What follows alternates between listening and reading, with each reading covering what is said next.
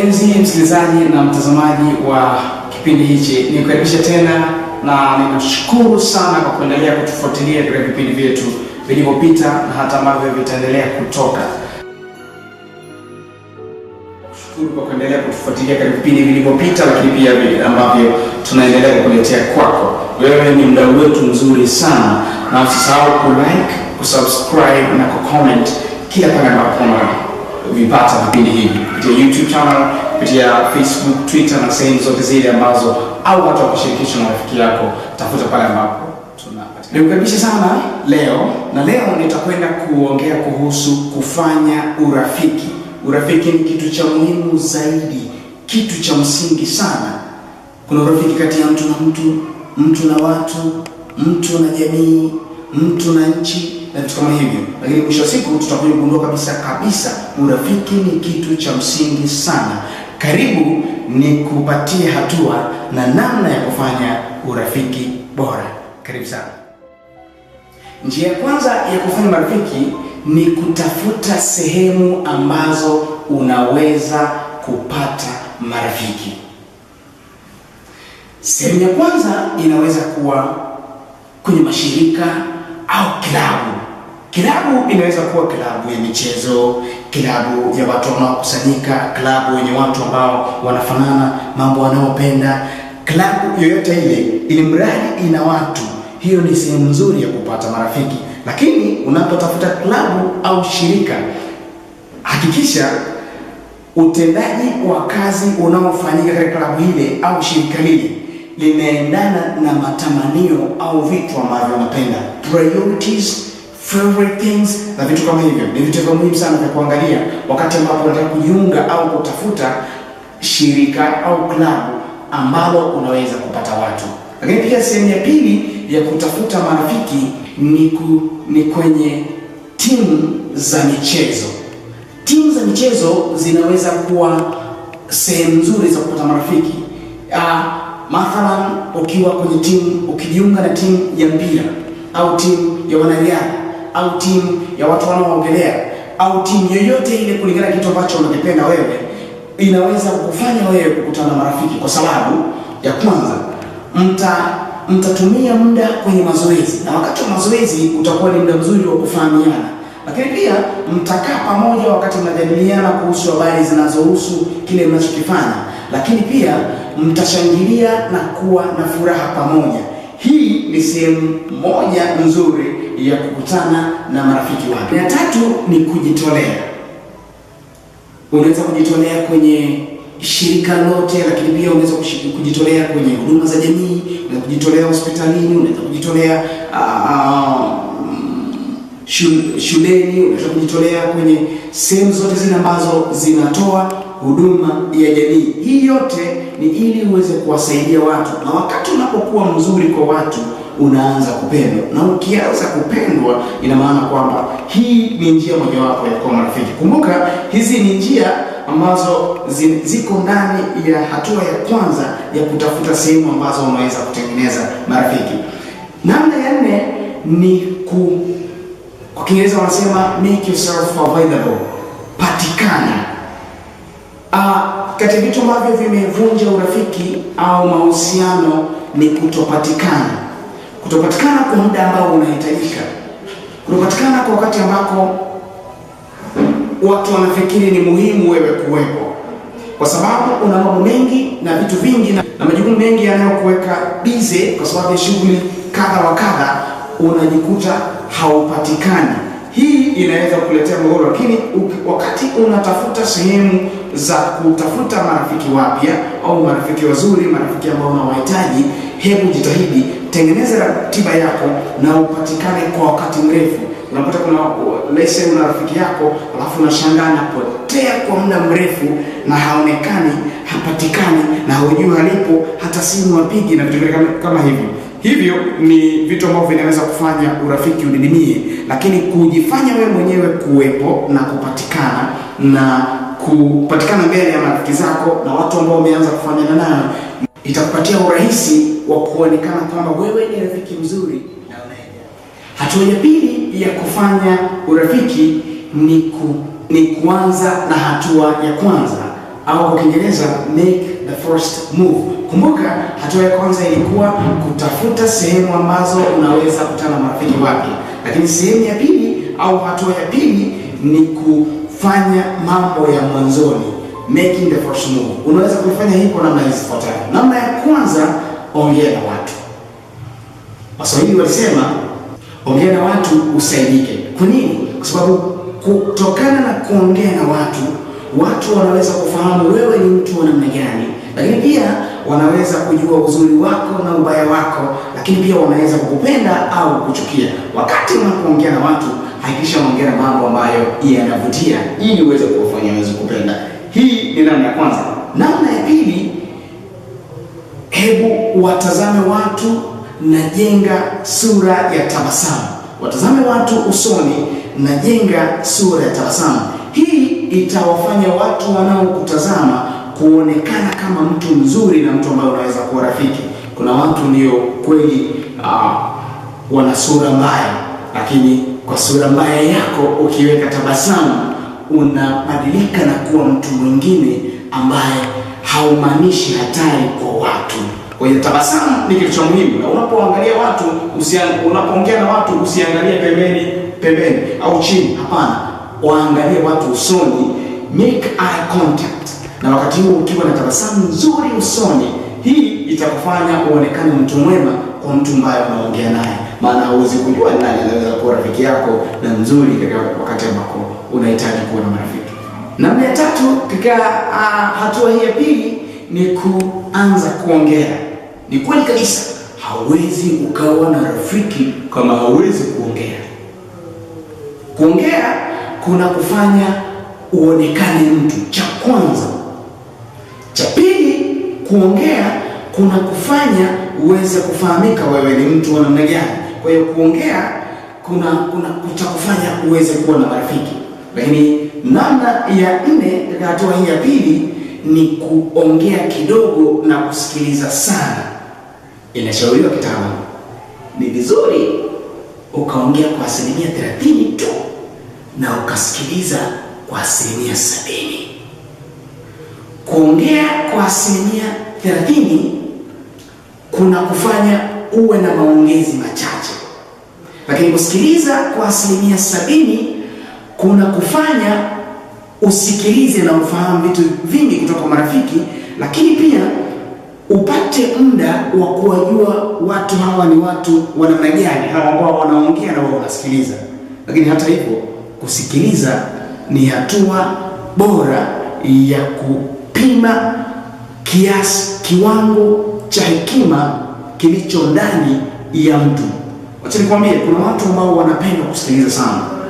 Hebu wapatie nafasi ya kuwasikiliza kwa 70%, na wewe ukiongea kwa 30%, mwisho wa siku utaonekana mtu mstaarabu na usiye na maneno mengi, na hivyo itakuwa njia rahisi ya kufanya kuwa au kuwapata marafiki ambao unawahitaji. Namna ya tano ni kujitambulisha, introduce yourself. Kujitambulisha kuna kupatia nafasi ya kutambulika au fursa ya kutambulika kwa wale unaoongea nao au kwa yule unayeongea naye. Mimi binafsi, ukinipigia simu ukaanza kuongea na namba ni mpya bila kujitambulisha, huwa sivutii kuendelea kuongea. Na hata watu wengine pia huwa hawavutii kuendelea kuongea kwa mtu ambaye hajulikani. Kwa kitu cha kwanza kabisa katika ulimwengu wa kistaarabu ni vizuri ukajitambulisha kwa watu wapya au kwa watu ambao mmekuwa mkionana nao ili wakufahamu, na hii inatengeneza mazingira ya wao pia kujitambulisha kwako. Kwa hiyo kujitambulisha ni kitu cha muhimu sana. Namna ya sita ni kutoka nao. Okay, kwa Kiingereza imekaa vizuri, ask them for lunch. Namna ya sita ni kutoka na marafiki zako. Kuna watu ninachomaanisha ni kwamba ukikaa ndani chumbani kwako au nyumbani kwenu sebuleni unaangalia masaa 28 au masaa 12 ya mchana TV, sio rahisi rafiki kukufuata sebuleni au chumbani kwako. Njia nzuri au namna nzuri ya kuwa na marafiki ni kutoka na kuwakuta na kutoka nao, kutembea nao mkashiriki kwenye chakula cha mchana, chakula cha asubuhi, chakula cha jioni na sehemu kama hizo. Namna ya saba katika njia hii ya pili ni kuangalia vitu unavyopenda kwa marafiki zako. Kwa Kiingereza imekaa vizuri kidogo, pursue common interest. Yaani kuna vitu ambavyo marafiki zako au hao watu wapya wanavifanya na wewe unavipenda. Hebu wafanye wavifanye zaidi ili uendelee kuvipenda, na kwa sababu unavipenda vitu wanavyofanya, probably utawapenda pia na wanaovifanya. Lakini pia kuna wakati mwingine pia unawezekana kuna vitu vinafanyika viko sahihi, lakini sio vitu unavyovipenda. Jifunze kupenda vitu wanavyovifanya ili mjikute kwenye level sawa ya kupenda vitu vinavyofanana. Hii itakusaidia kuwapenda watu hao na kupenda kujumuika nao, na hiyo ni namna ya kufanya marafiki. Njia tatu katika mfululizo wa njia hizi tatu zenye vipengele vingi ni kudumisha urafiki.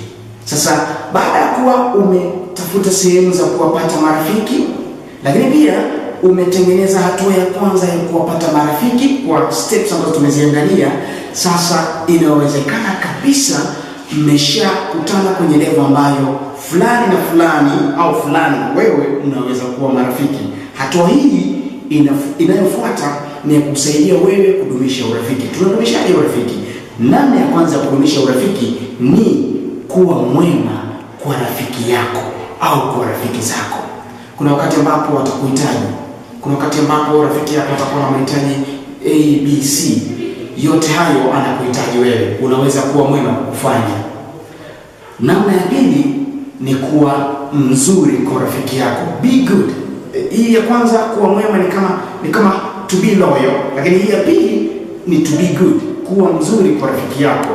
Kuwa mzuri kwa rafiki yako ni kuwa mzuri katika mazingira yoyote yale. Kuna wakati ambapo rafiki yako atakuwa na shida, kuna wakati ambapo rafiki yako atakuwa na huzuni, bado hapo anakuhitaji uendelee kuwa rafiki mzuri. Namna ya tatu katika njia hii ya tatu ni kuwa mkweli. Ukisema kitu maanisha. Ukisema nitakuja kwenu saa 9 kamili, saa 9 kamili kukute hapo. Ukisema nitakupatia shilingi 50,000, kweli hakikisha unapeleka shilingi 50,000. Kuwa mkweli, be reliable. Lakini namna ya 4 ni kuwa msikilizaji mzuri.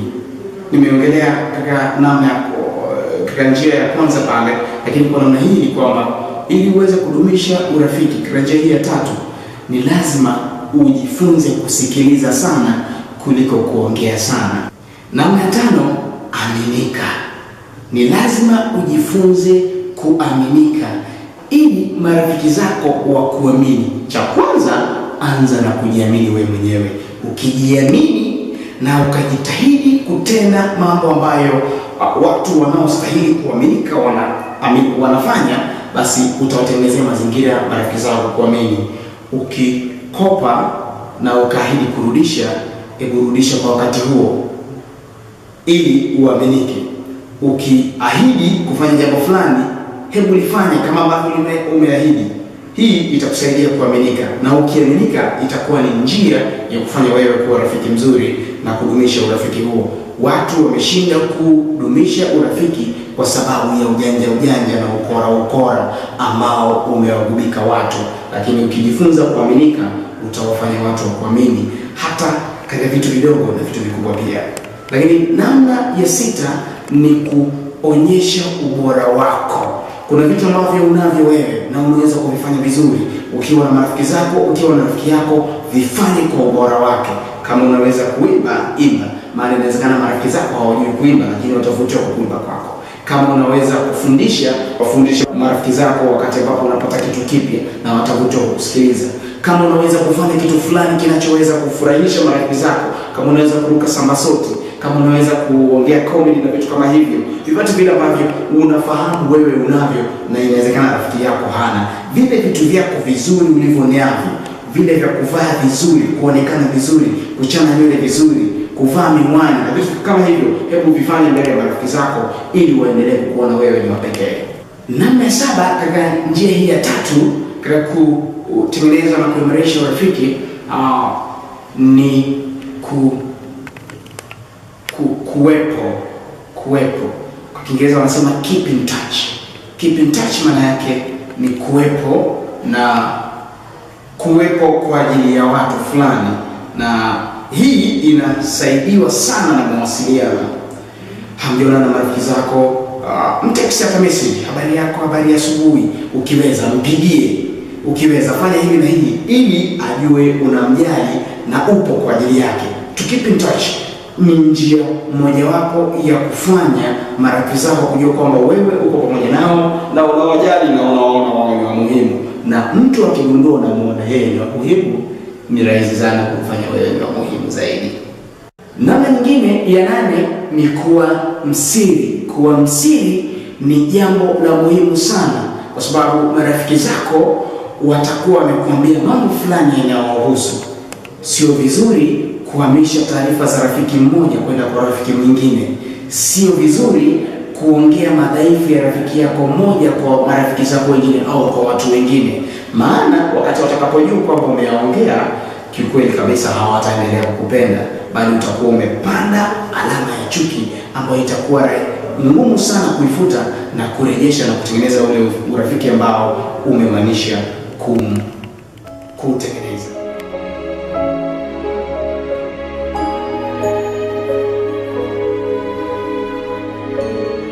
Rafiki yangu mpendwa, kuchagua marafiki na kuwa na marafiki ni jambo ambalo ni la muhimu sana kwenye hii dunia. Lakini marafiki hawa wanapochaguliwa, wachaguliwe kwa hekima na kwa ustaarabu na kwa uangalifu mkubwa, maana marafiki wanatengeneza undugu na wanatengeneza umoja ambao inawezekana ukaishi kwa muda mrefu, ikiwezekana hata mpaka mwisho wa maisha. Kutoka kwenye urafiki watu wametengeneza ndoa, kutoka kwenye urafiki watu wametengeneza undugu na wametengeneza ubia, wametengeneza umoja ambao ulileta mafanikio makubwa sana. Na sio kusema ni kwamba urafiki ni kitu kizuri sana na kitu cha muhimu sana, na ni lazima kiweze kuangaliwa kwa namna ya muhimu na umakini mkubwa ili mwisho wa siku uweze kuleta manufaa. Ninakushukuru sana kwa kuendelea kunitazama, nakushukuru sana kwa kuendelea kutufuatilia, lakini pia ni mshukuru Gospel Saidi nyuma ya kamera. Mungu awabariki sana, endelea kutufuatilia. Mungu awe nani. Usisahau subscribe katika channel yetu ya YouTube. Hapo chini kuna maneno yameandika subscribe, bonyeza, alafu itatokea kengele. Hiyo kengele ibonyeze ili wakati ambapo tutaweka vitu vipya uweze kutaarifiwa na kujumuika pamoja.